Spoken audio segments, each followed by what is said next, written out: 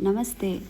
ಶುಕ್ರವಾರ ಬೆಳಗ್ಗೆ ಬೇಗ ಎದ್ದು ಮನೆಯೆಲ್ಲ ಕ್ಲೀನ್ ಮಾಡಿಕೊಂಡು ಫ್ರೆಶ್ ಅಪ್ ಆಗಿ ಪೂಜೆಗೆಲ್ಲ ರೆಡಿ ಮಾಡಿಕೊಂಡು ಜೊತೆಗೆ ಹಾಗೆ ಸ್ವಲ್ಪ ಟಿಫನ್ನು ಕೂಡ ರೆಡಿ ಮಾಡಿ ಅಮ್ಮಂಗೆ ಕೊಟ್ಟು ನಾನು ನನ್ನ ಮಗಳಿಬ್ಬರು ವರಾಯಮ್ಮನವರ ದೇವಸ್ಥಾನಕ್ಕೆ ಬಂದ್ವಿ. 9 ವಾರ ತೆಂಗಿನಕಾಯಿ ದೀಪನ ಹಚ್ತೀವಿ ಅಂತೇಳಿ ಅಮ್ಮನವ್ರ ಹತ್ರ ಸಂಕಲ್ಪ ಮಾಡ್ಕೊಂಡಿದ್ವಿ. 2ನೇ ವಾರ ನಾನು ದೀಪ ಹಚ್ತಾ ಇರೋದು.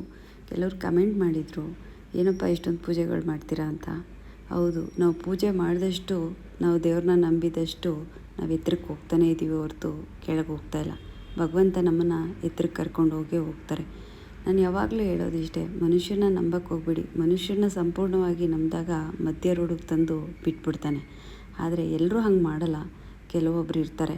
ಹಾಗಾಗಿ ಭಗವಂತನ ಯಾವಾಗ ನಾನು ನಂಬಿದೆ ಅವತ್ತಿಂದ ಇವತ್ತುವರೆಗೂ ನನ್ನನ್ನು ಒಂದೊಂದು ಮೆಟ್ಲನ್ನೇ ಹತ್ತಿಸ್ಕೊಂಡು ಕರ್ಕೊಂಡು ಹೋಗ್ತಾನೆ ಇದ್ದಾರೆ. ನಾನು ಅದಕ್ಕೆ ದೇವ್ರನ್ನ ತುಂಬಾ ನಂಬ್ತೀನಿ. ಮನುಷ್ಯನ ನಂಬೋದು ತುಂಬ ಕಮ್ಮಿ ಆಗಿಬಿಟ್ಟಿದೆ. ಯಾಕೆ ಅಂದರೆ ನನ್ನ ಜೀವನದಲ್ಲಿ ಬಿದ್ದಂಥ ಪೆಟ್ಟಿಗೆ ನಾನು ನಂಬೋದಿಲ್ಲ. ದೇವಸ್ಥಾನ ಮುಗಿಸ್ಕೊಂಡು ಸೀದಾ ಮನೆಗೆ ಬಂದು ಬೇಗ ಕೊರಿಯರ್ ಮಾಡಿಬಿಡೋಣ ಅಂತೇಳಿ ಎಲ್ಲ ನೀಟಾಗಿ ಚೆಕ್ ಮಾಡ್ತಾಯಿದ್ದೆ. ದಸರಾ ಹಾಲಿಡೇ ಇರೋದ್ರಿಂದ ಕೊರಿಯರ್ ಆಫೀಸ್ ಎಲ್ಲ ರಜೆ ಇತ್ತು. ಹಾಗಾಗಿ ನಾನು ಮಾಡೋಕ್ಕಾಗಿಲ್ಲ. ದಯವಿಟ್ಟು ಯಾರೆಲ್ಲ ದಸರಾ ಹಬ್ಬ ಹಿಂದೆ ಮುಂದೆ ಸ್ಯಾರೀಸ್ಗಳನ್ನ ಬುಕ್ ಮಾಡ್ಕೊಂಡಿದ್ದೀರಾ ಬೇಜಾರು ಮಾಡ್ಕೋಬೇಡಿ. ಯಾಕೆಂದರೆ ರಜೆ ಇರೋದ್ರಿಂದ ನಾನು ಕಳ್ಸೋಕ್ಕಾಗಿಲ್ಲ. ಶುಕ್ರವಾರ ನಾನು ಎಲ್ಲವನ್ನು ಕೂಡ ನಾನು ಕೊರಿಯರ್ ಮಾಡಿದ್ದೀನಿ. ನಿಮ್ಮ ಮನೆಗೆ ಸೋಮವಾರ ಇಲ್ಲಾಂದರೆ ಮಂಗಳವಾರ ಒಳಗಡೆ ತಲುಪುತ್ತೆ.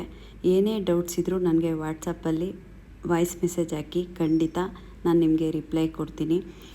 ಅಯ್ಯೋ, ದುಡ್ಡು ಕಳಿಸ್ಬಿಟ್ಟಿದ್ದೀನಿ, ಸೀರೆ ಬಂದಿಲ್ಲ ಅಂತೆಲ್ಲ ಟೆನ್ಷನ್ ತೊಗೋಬೇಡಿ. ಖಂಡಿತ ಬರುತ್ತೆ.